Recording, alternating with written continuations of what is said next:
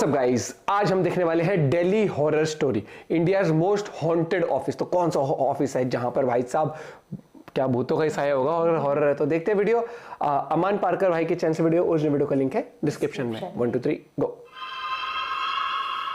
आपको दिल्ली के गुड़गांव शहर का नाम सुनकर क्या याद आता है?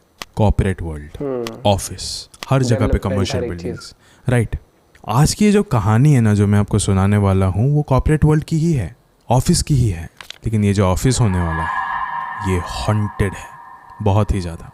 यहाँ की जो आत्मा है इन्हीं ऑफिसेज में रहती है। सुबह हो या शाम हो या रात, यहीं पे भटकती है, इन्हीं लोगों के इर्द गिर्द यहीं पे मौजूद होती है। एंड गाइस, ऐसा ही एक हादसा हुआ था कुछ वर्कर्स के साथ जो कि उसी ऑफिस में काम किया करते थे। एंड गाइस, ये हादसा इतना ज़्यादा खतरनाक था, इन्होंने जब उस आत्मा का सामना किया था तो इमीडिएटली उनको काम से भी निकलना पड़ा था, क्योंकि वहाँ पे रहने वाले लोगों को भी पता था कि एक बार उस आत्मा के साथ इनका कनेक्शन बन गया तो ये भी वही बन जाएंगे, आत्मा, भूत। एंड ये भी वही करेंगे जो कि ये आत्मा करते आई है बरसों से यहाँ के लोगों के साथ।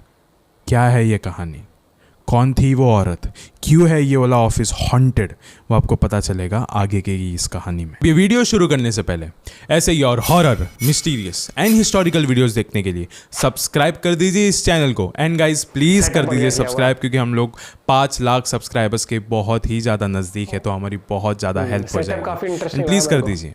अब ये कहानी शुरू होती है। गाइस, ये कहानी तकरीबन 2005 के अराउंड है।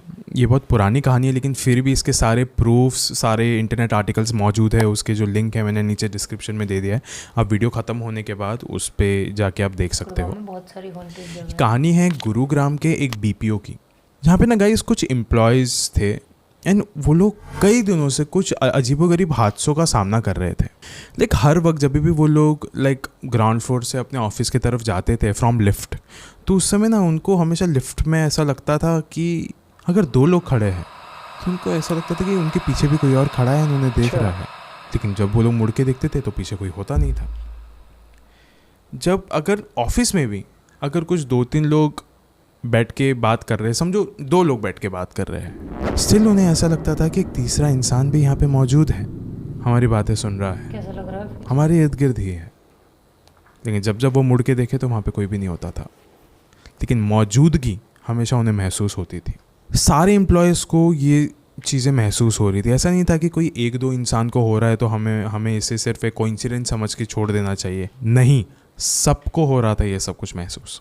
लेकिन कुछ 3 एम्प्लॉयज़ थे, रंजीत, नैना और रोज़, जो कि ये सब चीज़ों को ना बिल्कुल भी भाव नहीं दे रहे थे। इसको बिल्कुल भी कुछ अच्छा नहीं समझ रहे थे। ऐसा समझ रहे थे कि शायद इट्स जस्ट अ कोइंसिडेंस, ऐसा कुछ भी नहीं हमारे ऑफिस में, इट्स जस्ट फेक, सिर्फ कहानियाँ हैं।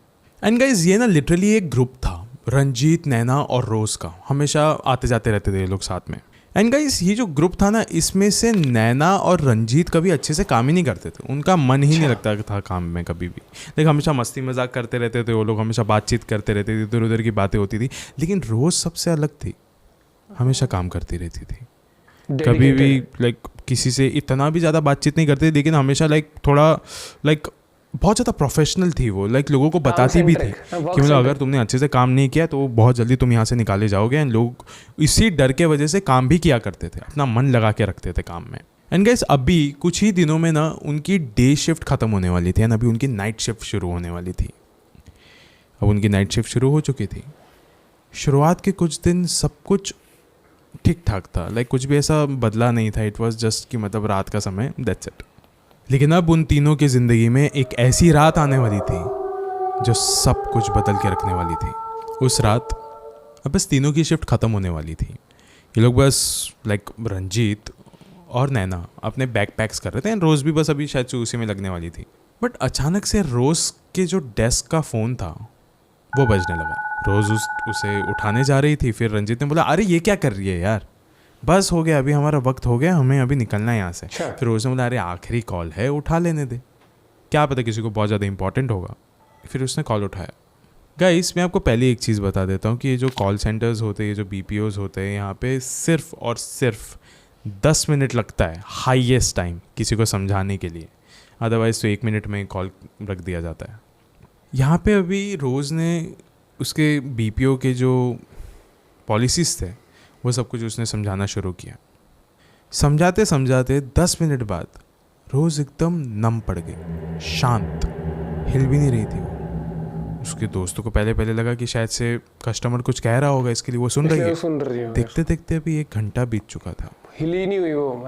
रोज़ बिल्कुल भी नहीं हिली, एक सफ़ेद पुतले की तरह उसके सीट पर बस बैठी हुई थी और बस जो फ़ोन था उसके कान पे लगा हुआ था। एंड गाइस, रोज़ ना एक बहुत ही हेल्दी लड़की थी, लाइक एकदम थोड़ी हट्टी कट्टी थी वो।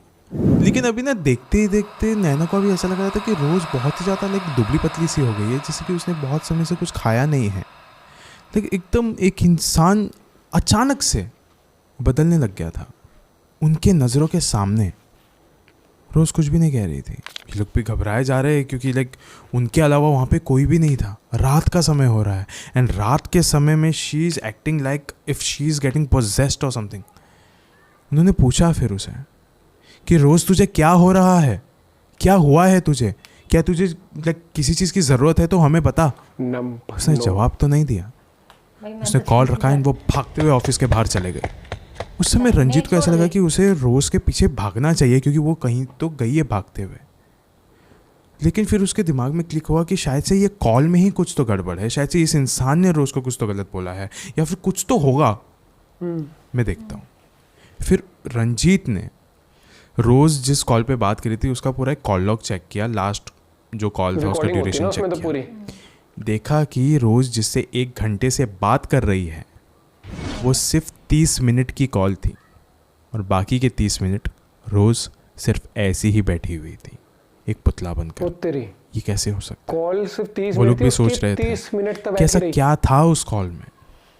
और यही सोचते सोचते इसी चीज़ के बारे में बात करते करते वो लोग भी ऑफिस से बाहर चले गए। अगले दिन उन्हें पता चला कि रोज़ तो ऑफिस में आई ही नहीं है, एब्सेंट है। ये सुनकर लाइक एक्चुअली सब लोग को वहाँ पे वियर्ड लग रहा था ऑफिस में, बिकॉज लाइक जो लड़की काम इतने लाइक बहुत शिद्दत के साथ करती है, जो हमेशा ऑफिस में टाइम से आती है, टाइम से वापस जाती है, तो वो कैसे नहीं आई है आज ऑफिस? लाइक इतने टाइम से तो ऐसा कभी नहीं हुआ, आज कैसे हो गया?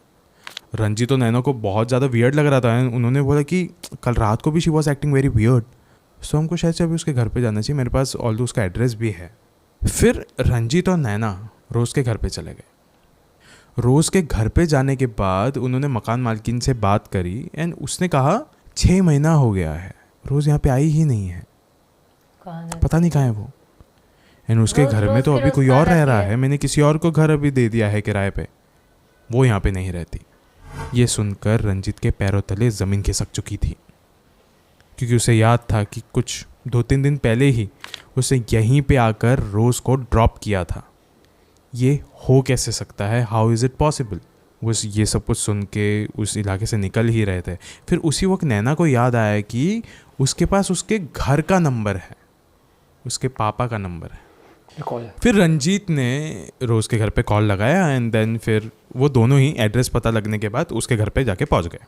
फिर वो दोनों ने उसके घर पे आके बैठने के बाद रोज़ के पिता को एक सवाल पूछा कि रोज़ है क्या घर पे? रोज़ के पिता ने एक बहुत ही अलग ही निगाह से उन दोनों को देखा कि मतलब ये तो क्या बोल रहे हैं। थोड़ी देर के लिए वो एकदम चुप हो गए थे। फिर रंजीत ने वापस से दोबारा पूछा कि अंकल रोज़ है घर पे? फिर रोज़ के पिता ने बोला कि 6 महीने पहले तो रोज़ गुजर गई थी ना। ये सुन के रंजीत और नेहा कांप उठे थे, रोंगटे खड़े हो गए थे काम कर, शिद्दत देख रहा है काम कि की। ये वो दोनों क्या सुन रहे हैं। अभी लाइक 1 दिन पहले हम लोग उसके साथ थे, आज ये कैसे हो सकता है? इनको ही दिख रही थी। और 6 महीने पहले मौत, नहीं सबको दिख ये रही तो थी, बिल्कुल भी बोला नहीं तो। हो सकता है। फिर उसके बाद उसके पिता ने भी उसको एक बात बताई कि कल रात को एक्चुअली में मैंने एक कॉल सेंटर में कॉल लगाया था तुम्हारे ही, एंड उस समय सामने से मुझे एक लड़की ने कहा था कि पापा मैं रोज़ बोल रही हूँ। ये सुन के मुझे ऐसा लगा कि कोई तो मजाक कर रहा है, मुझे सीरियसली ऐसे ही लग रहा था, इसलिए मैंने कॉल रख दिया था। फिर मुझे थोड़ा सा तो कुछ तो वियर्ड लगा, तो मैंने वापस से कॉल लगाया, लेकिन फिर लगा नहीं कॉल। एंड फिर उन्होंने एक और एक बात बताई कि एंड वैसे भी जब वो ऑफिस से निकल रही थी अपने घर के लिए 6 महीने पहले, उस वक्त बाय एक्सीडेंट उसकी मौत हुई थी। एंड जब तक हमने उसको अस्पताल में लेके गए तब तक तो उसको ब्रॉड डेड डिक्लेयर कर दिया गया था। रंजीत और नैना अभी दोनों ही बहुत ही ज़्यादा डर गए थे, लाइक एकदम काँप रहे थे वो लोग। अभी लाइक सोचते थे अब हम क्या करें, लेकिन फिर भी हिम्मत जुटा के उन्होंने रोज़ के पिता को एक बात बताई कि अंकल पिछले 6 महीने से हम रोज़ के साथ काम कर रहे हैं, हर रोज़ मिलती है वो हमें, हर रोज़ हम लोग बातचीत करते हैं उससे, हर रोज़ मिलके हम लोग लंच करते हैं साथ में, हम लोग कभी कभार उसे घर पे भी ड्रॉप करने जाते हैं, लेकिन कल रात से वो हमें नहीं मिल रही है। ये सब कुछ सुनने के बाद रोज़ के पिता को वहीं पे दिल का दौरा पड़ गया, हार्ट अटैक। उनमें इतना ज़्यादा खौफ भर गया था कि कल रात को जिस लड़की से मैंने बात करी थी वो मेरी ही बेटी की आत्मा थी, और इसी के बाद उनकी भी मौत हो गई। अभी कल मतलब कुछ 1-2 दिन से रंजीत और नैना ने इतना सब कुछ देख लिया था कि अभी ऐसा हो रहा था कि अब हम और नहीं झेल सकते, हम ऑफिस में जाके सब कुछ बताना पड़ेगा मैनेजर को। वो गए ऑफिस में एंड उन्होंने अपनी ये पूरी कहानी मैनेजर को बताई विथ प्रूफ्स। इसके बाद गाइज ना ही उस मैनेजर ने लेकिन रंजीत और नैना ने भी उस ऑफिस से अपना इस्तीफ़ा दे दिया था, रेजिग्नेशन दे दिया था, और वो लोग फिर वहाँ पे कभी भी वापस नहीं गए। एंड गाइज ऐसा बताया जाता है कि वो जो ऑफिस है यहाँ पे गुड़गांव का, वो एक कब्रिस्तान के ऊपर ही बनाया गया है, तो फिर यहाँ पे ना सिर्फ रोज़ की पर और भी कई सारी आत्माएं हैं जो वहाँ पे आधी रात में भटकती है। गाइस ऐसा भी कहते हैं कि रोज़ की भी जो आत्मा है या तो रोज़ का भी जो शरीर है वो भी मौत के घाट उतरा था किसी ना किसी आत्मा के वजह से ही।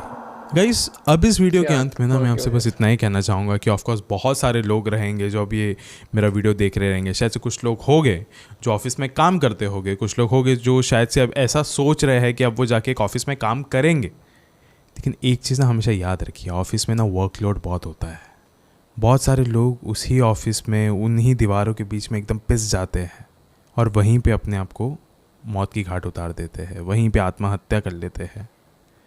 तो ऐसे ऑफिसेज में ना अक्सर, लेकिन अगर वो एक नई ऑफिस भी हो तो फ़र्क नहीं पड़ता, पहली भी तो ऑफिस ही रही होगी ना, इट्स अ कमर्शियल थिंग।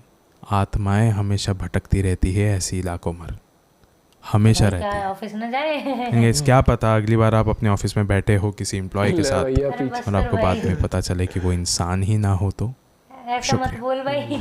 ये जो आखिर में जो शब्द छोड़े हैं ना, जो ये घायल करने वाले, जॉब ऑफ करो। जो आखिर में शब्द छोड़ा कि मान लो एक दिन आपको पता लगा साइड में जो था वो कभी था ही नहीं वहां पर, भाई स्केरी था स्टोरी। स्पेशली ऑफिस नहीं, ये कुछ ऐसे इंसिडेंट, ये तो कहीं भी हो सकते हैं इंसिडेंट, तो कहीं सिर्फ एक ऑफिस से जैसे हॉस्पिटल, इतनी सारी चीजें कहीं पर भी हो सकता है। लेकिन अपना जॉब ऑफ करो इस चक्कर में नहीं, मैं नहीं जा रहा जॉब पे, काम तो करना पड़ेगा। लेकिन स्टोरी टेलिंग इंटरेस्टिंग, पहली बार हमने इनकी वीडियो पे रिएक्ट किया है और वीडियो आप सर्च कर सकते हो। बाकी मुझे सेटअप इंटरेस्टिंग लगा और वो पत्ता जो था ऐसा लग रहा था कोई ऐसे हुड से डाल के झांक रहा है। ये वाली स्टोरी हमने शायद से बहुत पहले सुनी थी, वही तो नहीं है ये? पता मैं तो इतनी सारी वो या फिर नहीं, वो एक अलग ऑफिस की थी भाई। लेकिन एक चीज तो मैं कहूँ, नहीं उसमें तो ड्रॉर खुलते थे शायद ऐसा जब मैं आई थी ना यहाँ पे गुड़गांव, तो मेरे को अब पता नहीं यही ऑफिस है कि एक ऑफिस यहाँ पे हॉन्टेड है उद्योग विहार में, वो भी बीपीओ ही था भाई। जब मतलब मेरी कैब उसके सामने से निकल के जाती थी तब बताया था मुझे। आपको कोई ऐसा एक्सपीरियंस हो तो जरूर शेयर करेगा। मिलते हैं वीडियो के साथ, बाय बाय, टेक केयर।